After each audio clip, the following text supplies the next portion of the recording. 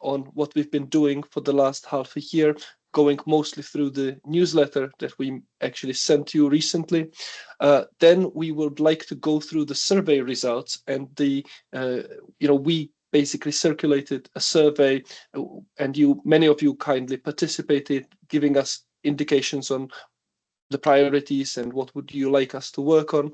And we will be presenting to you what most of you are effectively telling us. I feel that this should be quite interesting for you. We will then have a discussion, and after the discussion, any other business and conclusions basically from this meeting. So that's basically the plan for today. Let me just remind you very quickly about the role of the Board of Supporters on the overall core community governance model. We have several boards as part of our service delivery. We have the Advisory Board, Board of Supporters, we have the Open University Stakeholders. We are still in the process of establishing the Research Network Representatives Board, and we also have the core leadership and management team, who are effectively the people who operationalize what our boards are telling us to do. And so the key role of the Board of Supporters is basically to help us prioritize our development roadmap.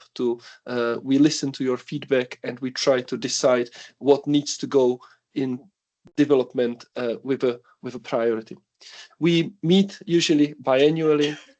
We collect feedback from you, and we sort of weight that feedback on the basis of what are the most urgent things, and this impacts our development roadmap. We are really grateful to all of those institutions that are supporting us. So on the right side, you can see all of the members, all of the core members who are either supporting or sustaining. We have a new member, TIB from Germany, so I'm really, really happy to welcome them in this community. And in addition, we also have many new members from the United States who are effectively members via the US Repositories Network.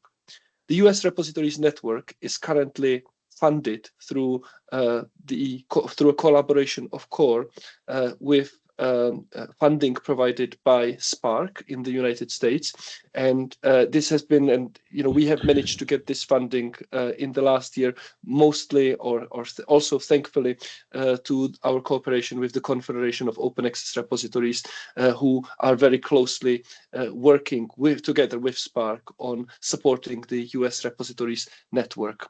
So we're really, really happy. We've been working closely with these institutions, and we hope that this collaboration will be able to continue in the future. So this might be an important aspect for most of you who are from the UK, who were not aware that we are at the moment supporting more institutions than we did in the past.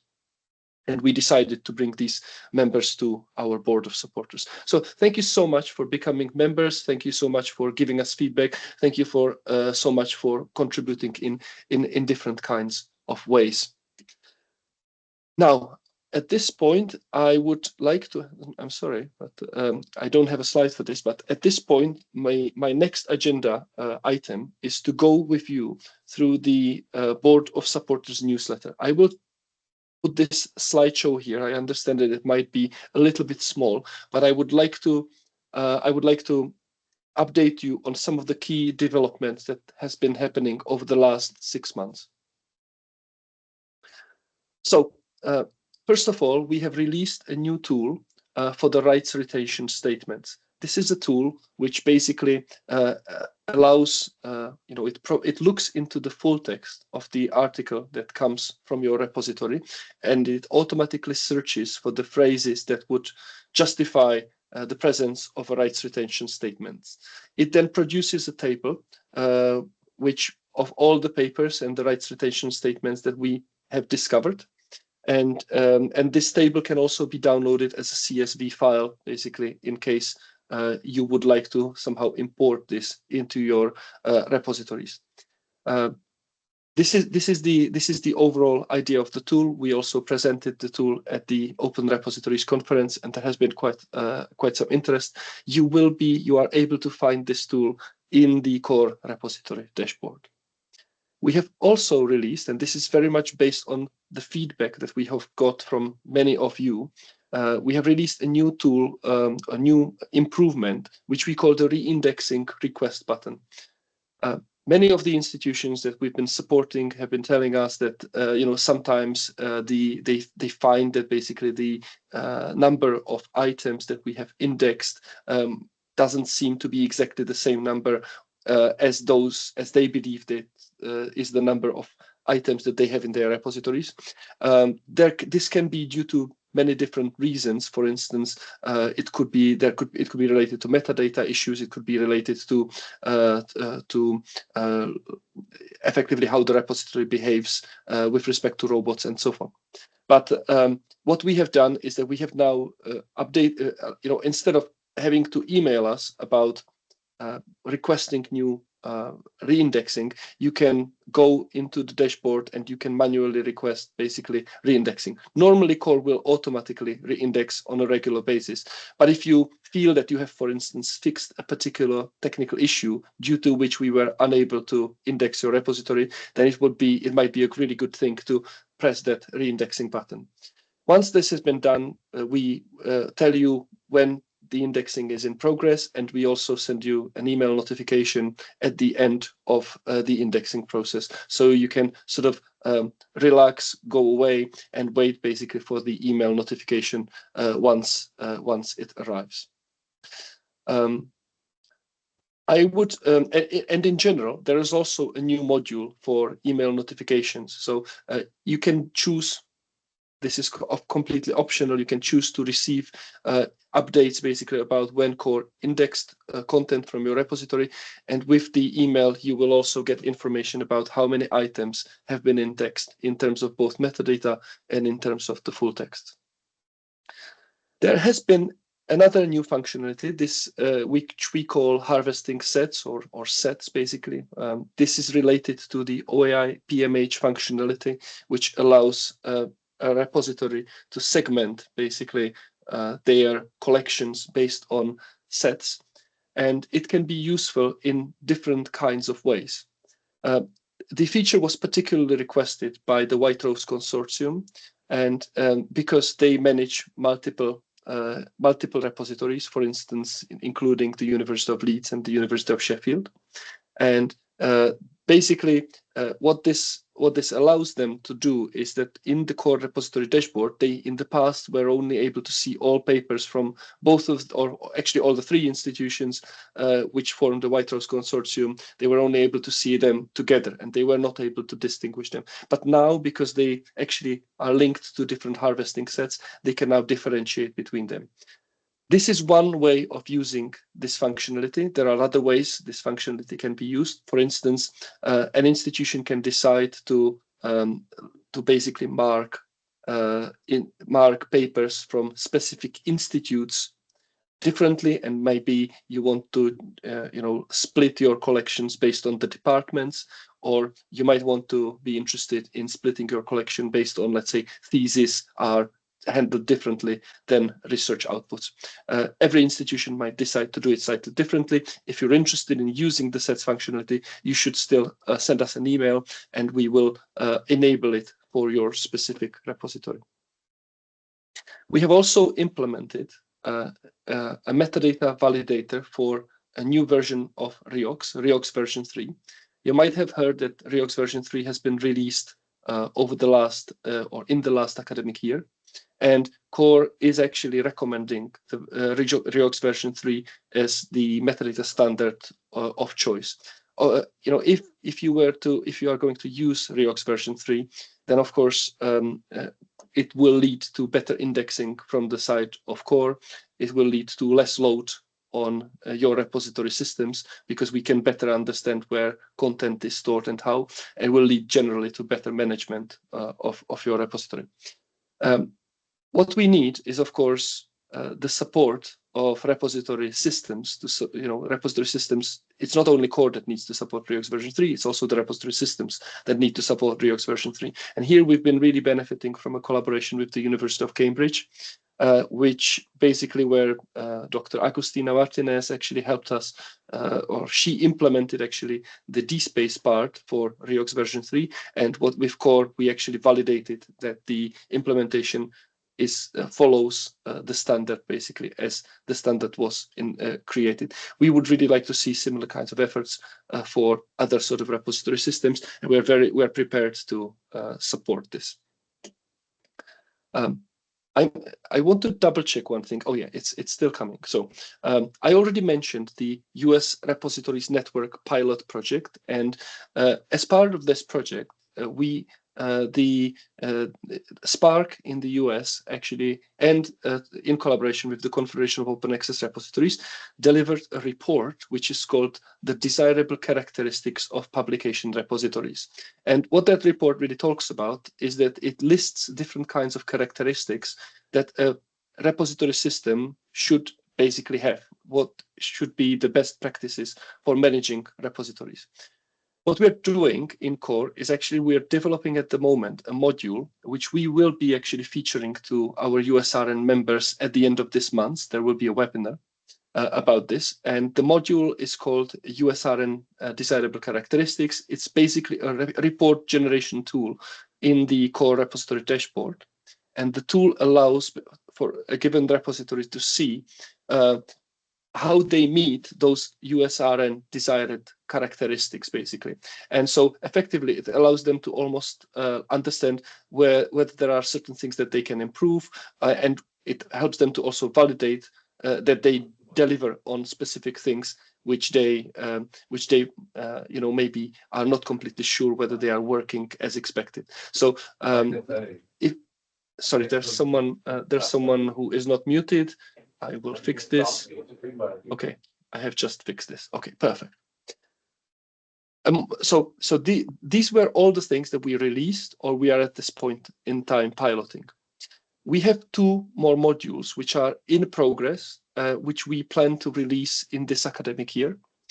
One of the modules is called Fresh Finds. This is a module which effectively is designed to help institutional repositories to find or discover content which belongs to, which was authored by the academics of that institution, but is not yet in their institutional repository. We have been, as part of the survey, we've been asking many of you about whether you might be interested in testing that tool together with us, and we have received some positive remarks, so there will be a little bit more discussion about Fresh Finds later. In terms of, there's another tool which we call FAIR Certification Tool. This is a tool through which we want to help institutions to understand how their repositories meet FAIR principles. The idea of the module is very similar to the USRN Desirable Characteristics tool. It just has different kinds of checks, and this is again an area which we're developing. We feel that the we've been sort of following what's happening in the world of repositories, and we now understand that it's more and more or increasingly important for repositories to follow FAIR principles, but it's not completely clear what it means for a repository to be fair. So with the development of this module, we're trying to really understand, first of all, what it means, and second, we're trying to develop functionality that helps repositories to meet those criteria and see what they meet and what they don't meet. Okay. And finally, I want to mention a tool or a module which we're developing for the Core repository dashboard. We're aiming to have this tool finished, basically, or finished in a pilot stage by the end of January 2025. And this is a module which is completely and fully funded by the Open University, and through a research project. And what we're doing as part of this is we're developing a new classification tool for research outputs into the UN Sustainable Development Goals. Effectively, for any research output, we will be able to detect the most probable UN Sustainable Development Goal area that the research output might be related to, together with sort of confidence levels for those predictions. And the repository will then be able to to see basically what's and understand their specific portfolio of research papers. So a particular institution might be able to see how many papers are in let's say the category zero hunger, and how many of them are in some other areas. They would also be able to track this sort of situation and how it evolves in time. So you would be able to segment papers and understand whether particular areas are growing or decreasing potentially. So that's about the development of new modules and the modules which are in progress. I would like to highlight that we've been really also working very hard on making it clearer and more transparent to the community about how core operates. And as part of this work, we've put together something called the Data Providers Guide. You can find the Data Providers Guide very prominently on the core website. So if you, for instance, go on the core website, you go on the homepage and then you click on Become a Data Provider, you will see that there is the Data Providers Guide. We have also implemented a membership documentation, and we have also implemented some video tutorials which tell you how different kinds of modules can be used. But I would particularly like to highlight the Data Providers Guide. I feel the Data Providers Guide is very important in communicating to repositories what is expected in terms of metadata and how core operates with metadata, what metadata fields we read, how your repository system needs to be configured so that we can properly index it, what is supported and what is desirable, what is supported and what is recommended, basically. And so for any repository manager who is interested in making sure that their repository is up to scratch, then I would very much recommend you to glance over the Data Providers Guide.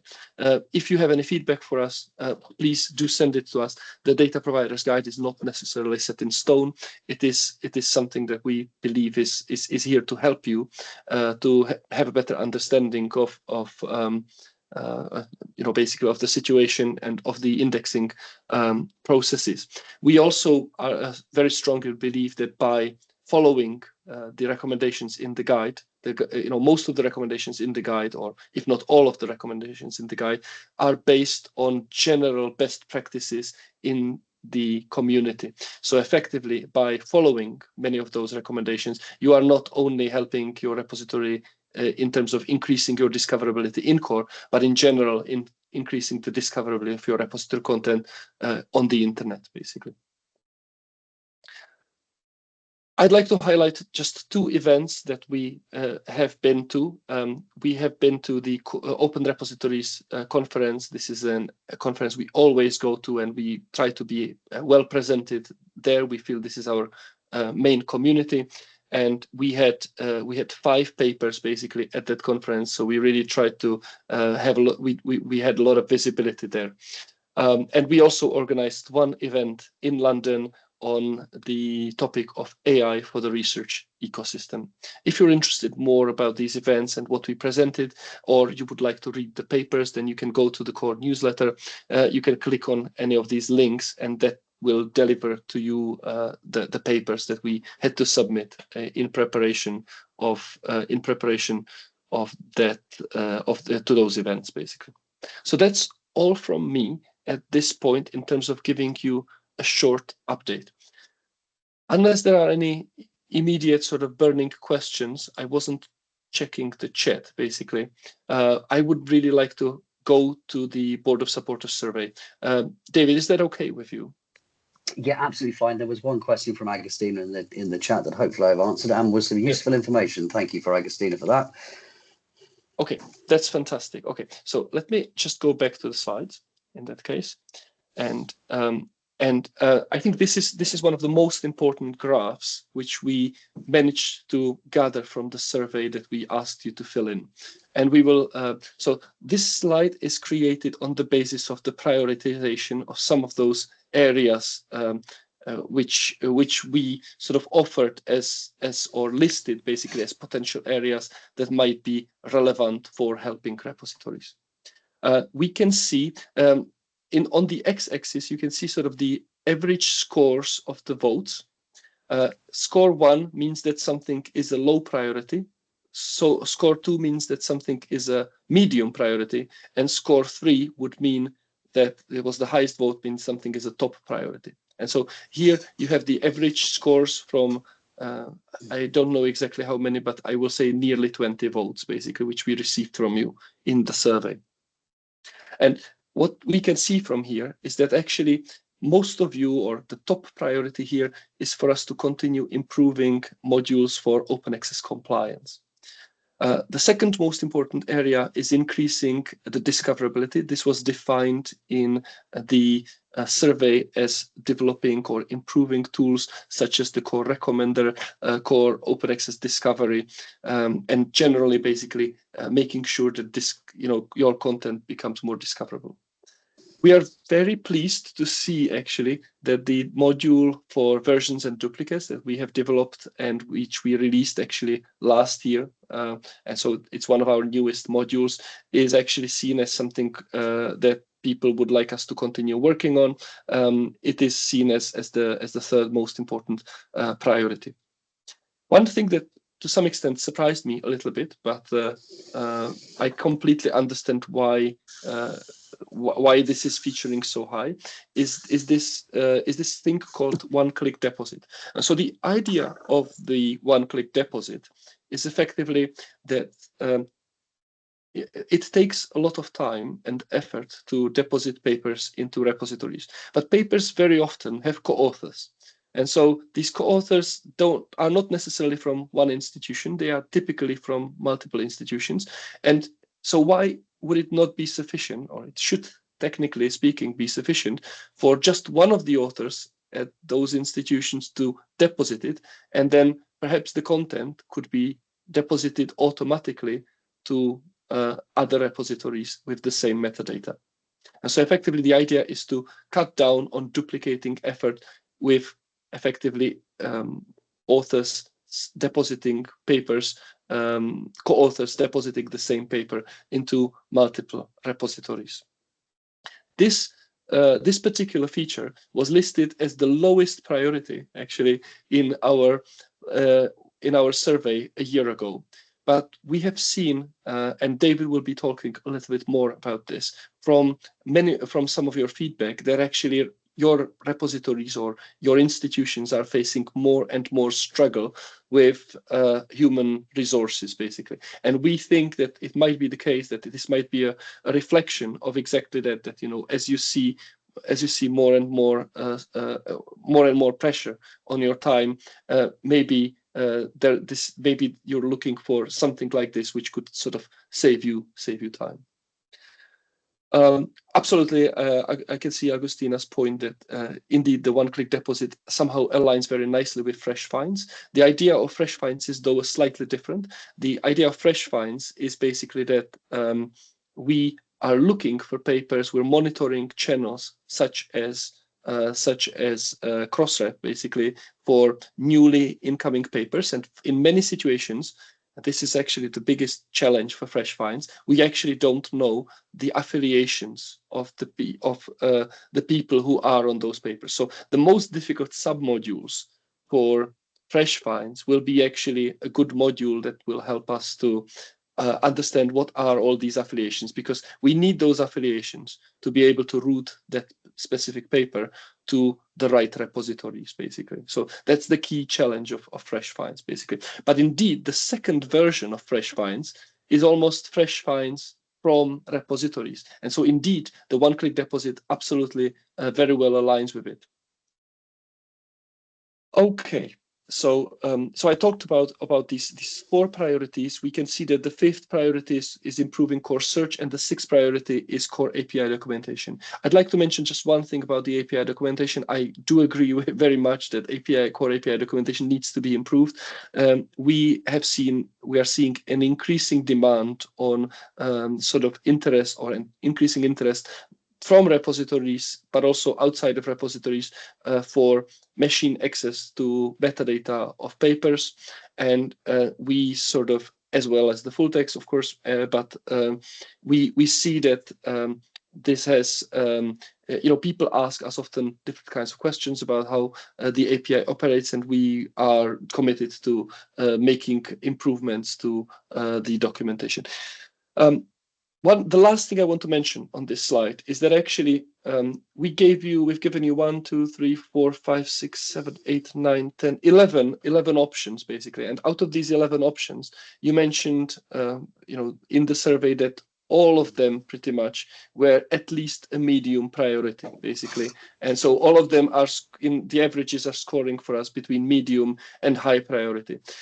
We are of course going to take into account your exact prioritization, but for us it's very encouraging to see that what we are proposing is perceived as valuable to you. I think that's how I would interpret the data. And with that, I would really like to hand over to David, who is going to walk us through more from the survey.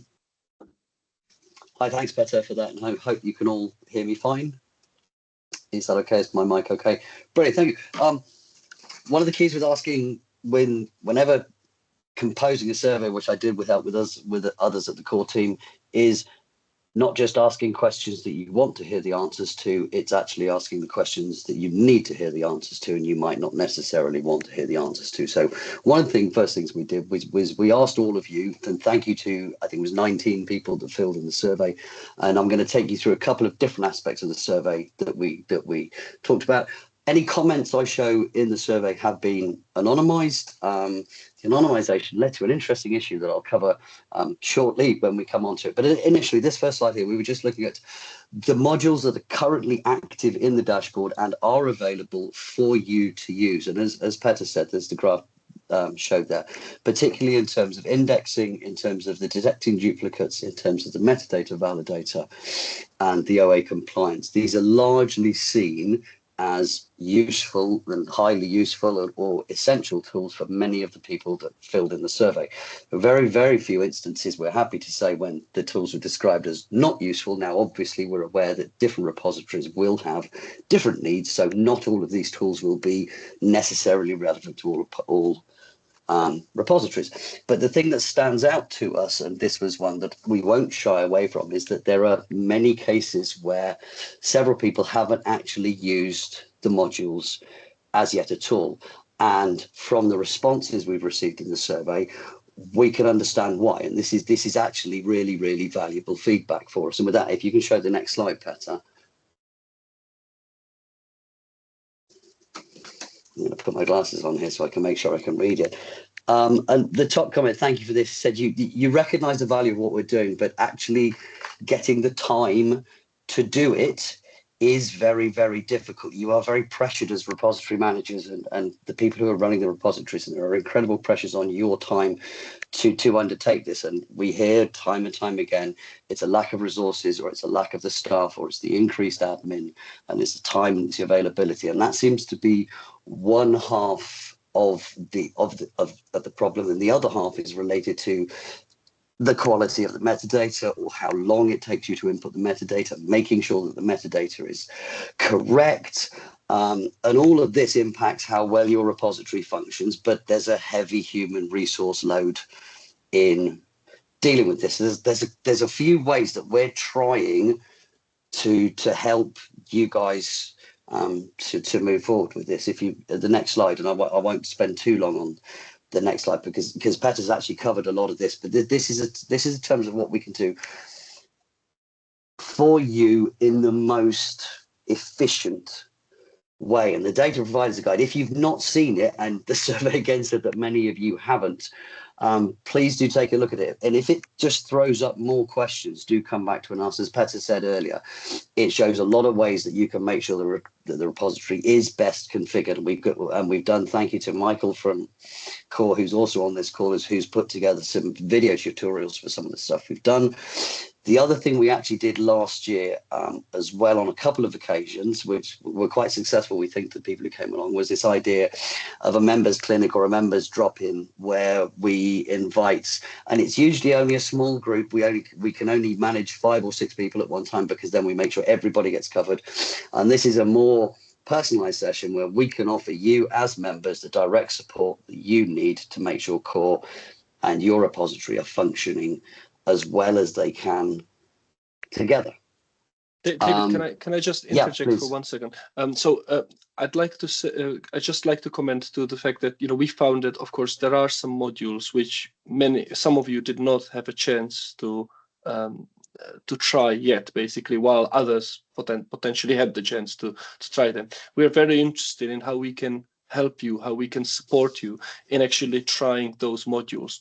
We have multiple options of doing it. Of course, you can learn about those modules from the core membership documentation. You can watch the video tutorials. But if you feel that you need more personalized support, feel free to reach to us. Or if you're interested in these members drop-ins, basically, we are quite happy to offer them.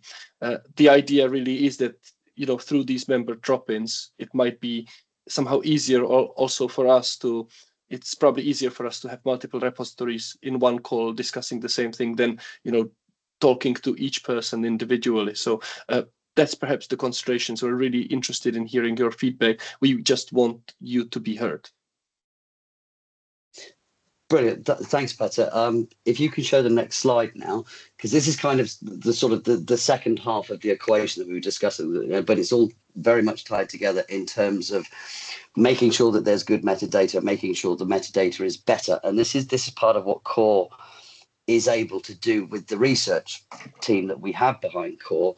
And it allows us to do things where Petter has mentioned that the extractions affiliation data is actually a fairly complex problem, but is essential for things like the one-click deposit, the Fresh Finds module, enabling us to find papers by your authors that are not necessarily in your institute. Unfortunately, institute is again not necessarily part of the metadata. So we're in the process of building many different modules that will enhance the metadata. And this isn't just important to the members, because you see from here a couple. We've got one on software mentions that Petter will discuss more later, and we've also mentioned the one for SDG classifications, where we have funding from the Open University, and we have funding from a project called Chistera, as I say, that Petter will mention, to enable us to develop these functions that not only benefit Core, but they benefit the members as well, and Core in general. And as I say, we were really pleased with the response that the survey gave, and genuinely pleased that people are happy to tell it how it is, so to speak. So if you show the next slide, Petter. These are some of the comments that we got, and I just wanted to pick a few of these in general, just to give some feedback on them. And the top one there is, and we hope we are continuing to focus on improving and maintaining the services that we're offering you. And this is, as we say, as we will reiterate, it is a two-way street. And again, the regular indexing of your content is clearly critical. Core indexes more than 12,500 repositories from the global open access network, which is a huge number of repositories. It takes an awful lot of time to manage that, but you as our members, you get special treatment. There's no doubt about it. And the introduction of the re-indexing button, as Petter mentioned, is another way that we can help you control better how your content is viewed by the outside world. In regards to versions and duplicates, when you're marking duplicates in Core, they're still showing up in our next search. That was a really interesting comment, actually. It said, it would be good to have an option to indicate that to Core that we've detected the duplicate. That is actually the UI as it should function. So we're actually looking into this to make sure it is doing what we say it's doing, because that should work as it is. The next one reads deposit timeline. For those of you who've not seen it or not used the OA module, the compliance for open access is based, depending on whether you're talking for the REF in the UK, for UKRI, for Plan S, or for the OSTP memo coming along in the US. Different OS mandates will have different policies behind them, but we can tweak the Core dashboard to meet those policy requirements. And someone said, in terms of the time lag, it would be good to actually click in the bar graph to see which outputs are coming into which time, so we can quickly identify. And actually, that's a brilliant idea. So yes, please, thank you for that one. We'll accept that, and we'll actually put that into our roadmap to look at adopting that one. And the last one on this particular slide, just to wrap this up, in terms of DOI coverage, we are aware is a critically important thing, and it's something that we're continuing to work on, and we've put extra additional resource into this year as part of the metadata enrichment work that we're doing, because clearly there are very important what's called PIDs, as in persistent identifiers, such as DOIs, such as ORCIDs, such as OAI-PMH identifiers, such as RAW IDs. And it's part of the grand scheme of core is to enrich the metadata that you have with all of these additional pieces of data. And one of those pieces of data is, terrible segue to the next slide, Petter, around what rights retention strategies. Now, this was a surprising slide for me personally when I saw this, because I became aware of the discussions around rights retention strategies a couple of years ago, and the conversation has become much more vocal in the last academic year. There is a website now you can see. I should have had a link prepared, I didn't, which shows it's a map of the UK of all of the institutes that currently have an institutional rights retention policy in place. And it's actually 80% of you already have that policy in place, or you're working towards having that policy in place. So that's a significant number of institutes in the UK, and it's a significant number of our membership organisation. Now, there are many ways in which this institutional rights retention policy can be implemented. The two major ones, and I've spoken to institutes recently about this, is in the first case, the institute itself is simply contacting the publishers and journals that they have publishing with, and they are giving a standard boilerplate informing them of the university's policy. The second way this is being implemented is in a more technical level, where usually a page containing this information is added to the document at some point during the repository deposition process. But that entirely depends on university policy, the repository system that's being used, etc. One of the things that we have been working on, therefore, is this idea of identifying papers that already contain a rights retention strategy, because that's becoming a much more common way that this has been adopted and is being used in practice already. And if Petter can show the next slide, this is one we're working on at the moment. And thank you to the people shown here who've offered to work with this on this one.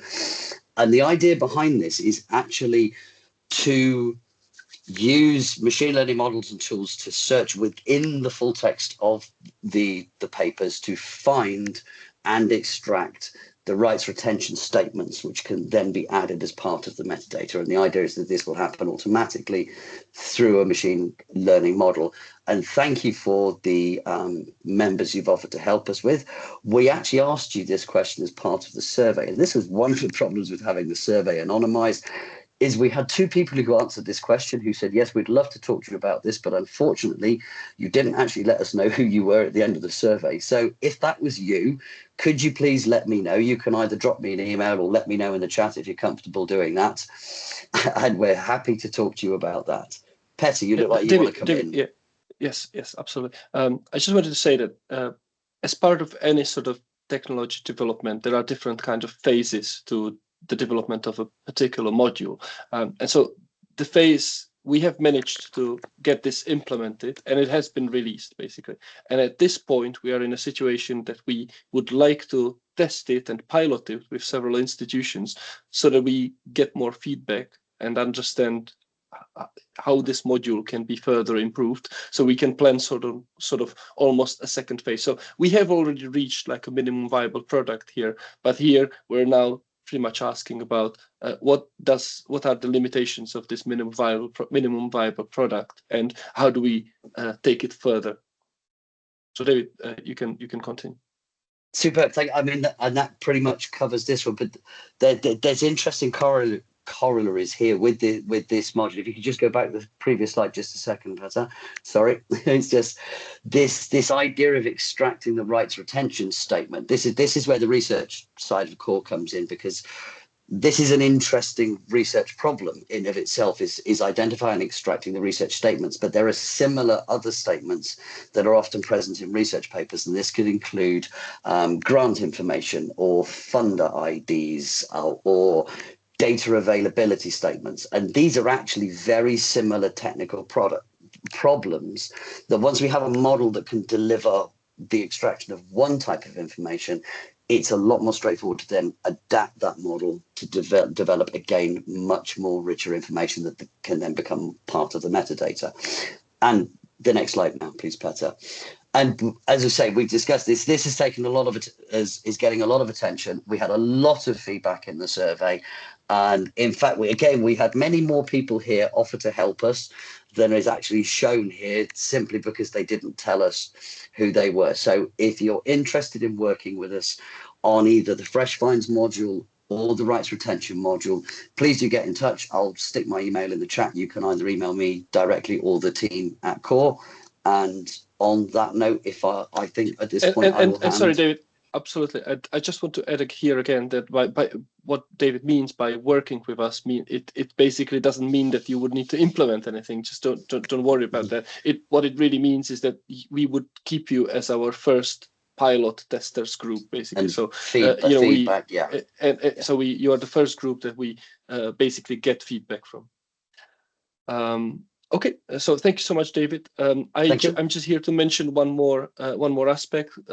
You might have heard basically that one of the enrichment areas basically which were listed and shown on one of the slides that David showed was about software.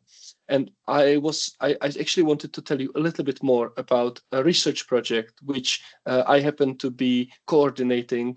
This is a research project called SOFARE, and it's about it's basically about making the process for recognizing software fair, basically. And the idea of the project is to address primarily the issue of reproducibility of scientific documents, and it's also about credit that people get or researchers get for the creation of research software. So one of the key limitations in this area is that we have lots of research papers, but we actually don't necessarily recognize software assets as bibliographic entities, basically. And we don't recognize them because software doesn't get deposited effectively into repositories. Now, I'm not suggesting that we will be depositing software into repositories. What I'm suggesting and what we are suggesting in this project is that we are going to automatically identify software mentions used in research papers so that, for instance, at the time of deposit or even at a later point, we can understand that a particular piece of software was used for the creation of a particular research output. And then we are working, this is an international research project. We have partners, including Europe PMC. We have partners in France, INRIA. We have partners also in Poland and in the Czech Republic, research partners here, basically. And what we are going to, but one of our key infrastructure partners is Software Heritage, which is a large archive of software, basically. And so we're trying to develop a connection between Core, where Core would basically automatically find and discover entities where or software mentions in manuscripts, route this to open access repositories, basically, which would or using which academics would be able to validate that they indeed created research software, basically as part of their research efforts. And then at that point, when they would confirm that the creation of software, the archive Software Heritage would actually archive that particular version of the software that was used for the creation of that manuscript. Of course, there are many open questions here. We are also asking ourselves the question of how metadata of research outputs in repositories would need to change in order to be able to expose information about software assets which are mentioned or introduced by specific research manuscripts. If you're interested in hearing more about this, then feel free to reach out to us. We're very happy to talk about this. We're very happy to take your feedback.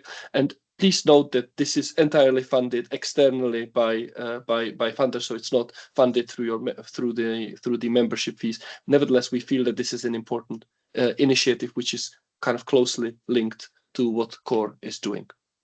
And so, in conclusions, I'd like to basically just wrap it up. We have tried to update you on new functionalities, on the developments, and on the roadmap. We thank you so much for the participation in the survey. We showed you how sort of you voted. And we are very thankful to the institutions that sort of even volunteered to work with us on giving us feedback on some of our modules. And we are also still sort of seeking opportunities for the integration of some of the functionalities that CORE offers through the dashboard, specifically into repository platforms. We really need help. Basically, we have heard from multiple repositories that this is something that they consider desirable. And so we are interested, again, if you happen to be interested, if you feel, for instance, that you find some functionality useful in the CORE repository dashboard, but it would be even more useful if it was directly integrated into ePrints, DSpace, and so forth, Fedora, I don't know, all repository platforms, then don't hesitate to reach to us, and we would be very interested in sort of supporting these kinds of work, and we're really interested in this collaboration. So that's all from me at this point, and I'd like to open any sort of discussion. If you have any queries, feel free to speak now.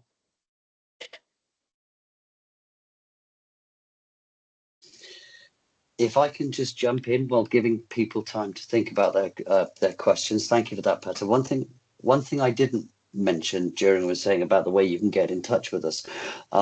One thing that we have created that we have not had a lot of success with is we actually have mailing lists for the members. However, they are, because like I'm sure many of you do, my university gets quite sniffy if I try to email dozens of people at one time, and I get letters from my IT department. So we use a mailing list. It is a Google mailing list that we've created. However, because of the somewhat muted response that we've received from the mailing list, we have suspicions that many of you are not receiving these emails, which is how we send out updates about the blog, about updates we're working on. And you might not be receiving these. So what I'll do this week for everyone is, for everybody who's on this call and all of the contacts that we've got at the moment, I will email you, and in the email, I will contain the email address of the mailing list. And if you can add that to your senders lists, and then we know that those communications won't get blocked, and we can open up more channels to enable us to talk to you. And on that, I'll hand back to Petter. And if anyone's got any questions, please do fire away.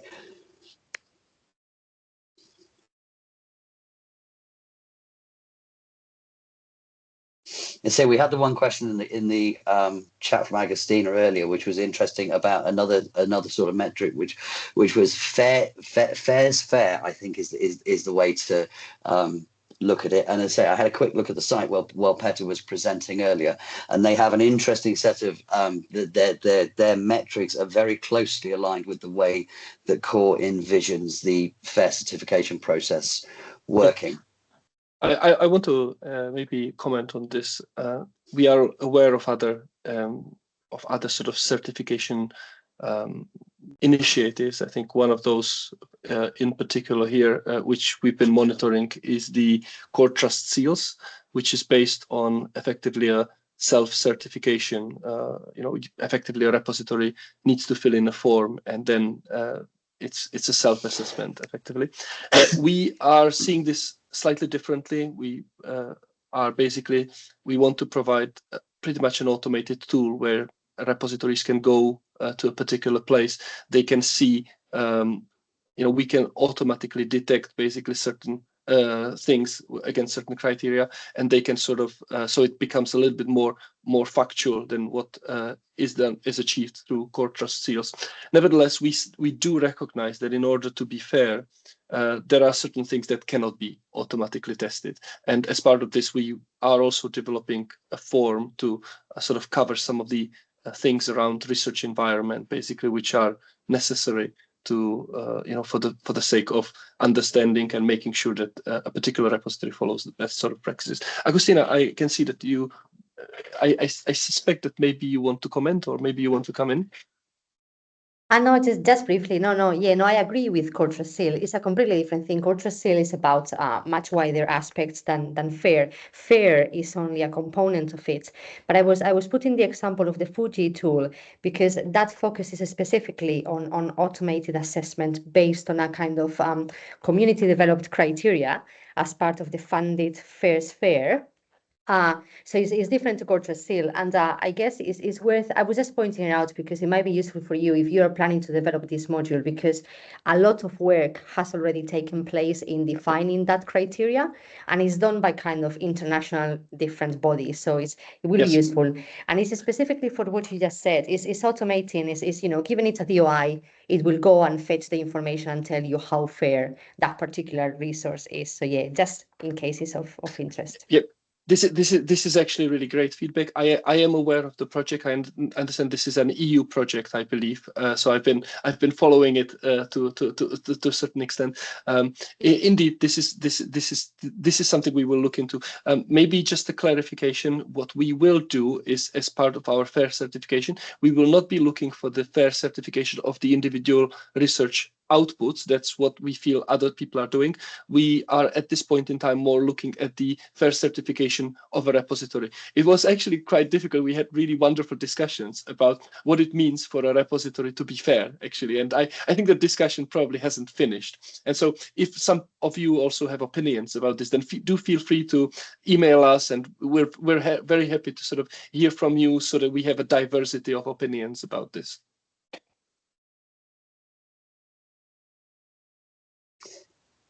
Okay, David, I can see that there's a comment, a couple of comments about requests for indexing. Is it possible to ask via the dashboard for a single item to be reindexed? Yeah.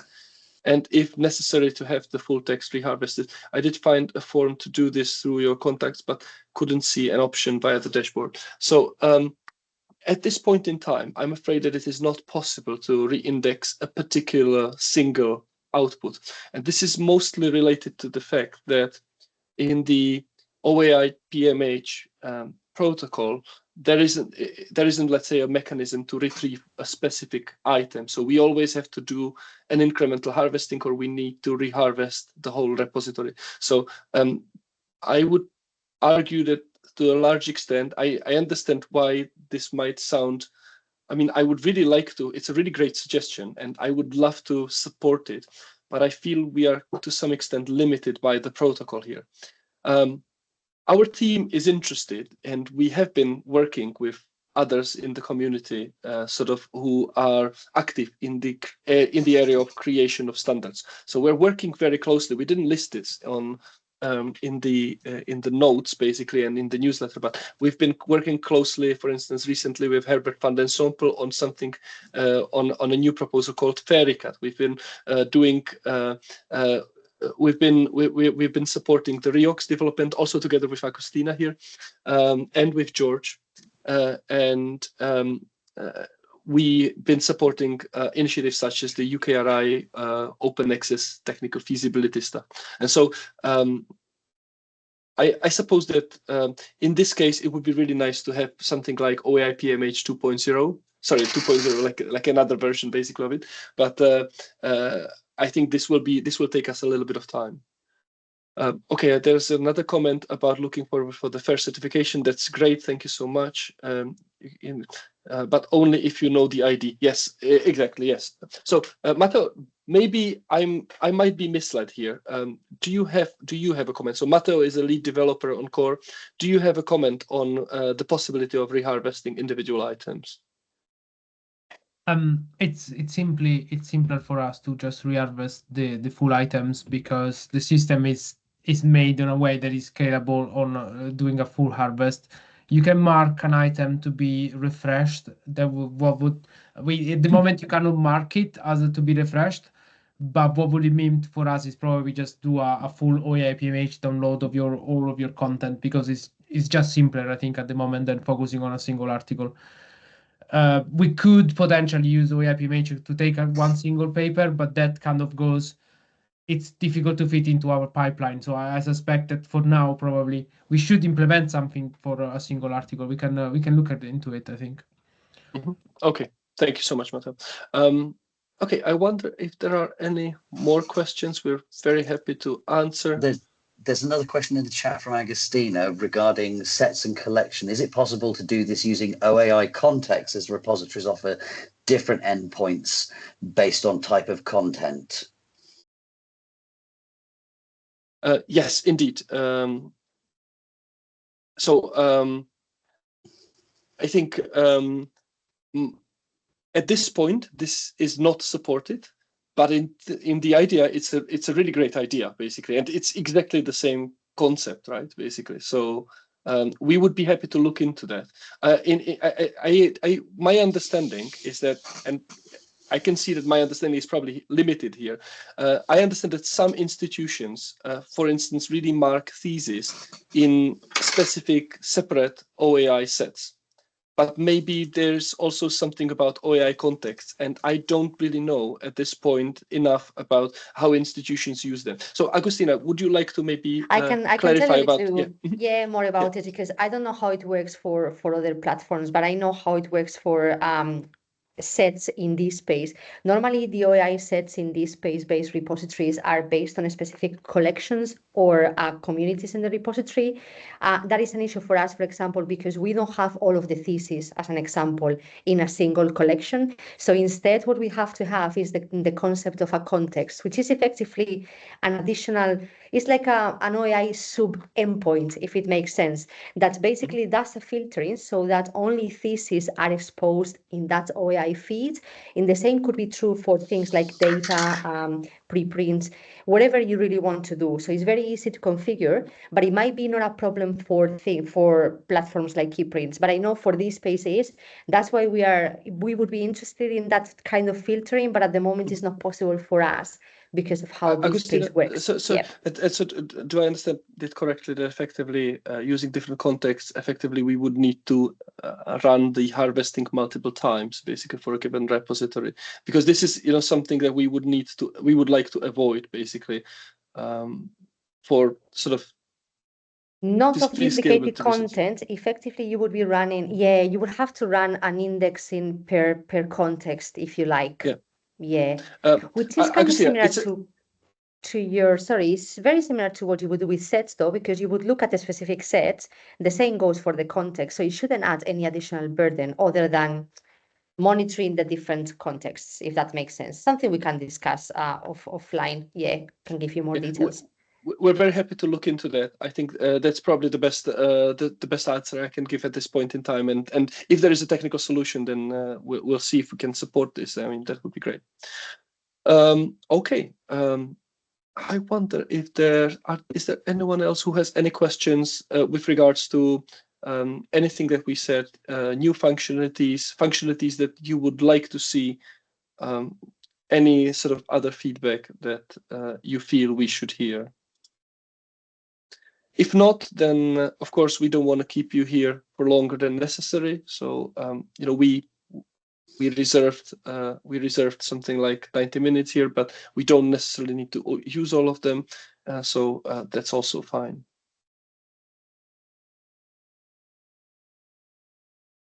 Okay. So because I don't hear anyone at this point, then I'm interested in giving you some time back. I would like to close the meeting. I really want to thank all of you for your participation. Really, really thanks for filling in the survey. That's one way of engaging with us, which is incredibly helpful, because through a relatively low amount of effort on all sides, we receive incredibly valuable information. We will be doing this survey again in 6 months, basically, for the next Board of Supporters meeting. I hope we've also given those of you who are interested in staying more closely in touch with us some food for thought about, like, how can you get in touch with us. And in case you, of course, feel that there are certain things in core or in the core repository dashboard that do not work for you, then absolutely speak to us. Basically, we are really interested in supporting you. So that's, I guess, all from me. David, are there any final thoughts that you would like to deliver? No, just again to thank everyone who's given their time to come this afternoon. We've got a really nice sized audience. We have a significant representation of the whole of the membership, and to hear that, to get your feedback is, as Petr said, incredibly valuable. So thank you for taking the time. We will. And We're also do keep in touch. Yes, we do also plan to be active in. We're planning to submit some proposals for the UK Core annual meeting. We are planning at this point in time to give a demo of the USR and desirable characteristics tool to the USRN members. So we will be staying in touch, and we will keep you informed. Also, finally, if you're interested in receiving updates more regularly, there's the core blog. You can subscribe to it. There is an RSS channel. So I guess that's all from me at this point. Thank you so much. Thanks, everybody. And thanks for joining us.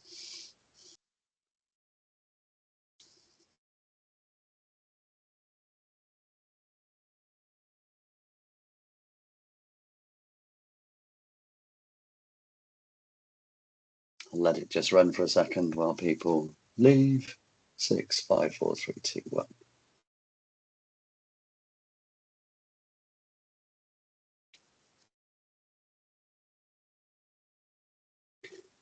Right, not including us, horrible lot. 28 people in the meeting. Yeah, David, can you stop the recording? Yep, I'll do that now. Perfect. That's awesome.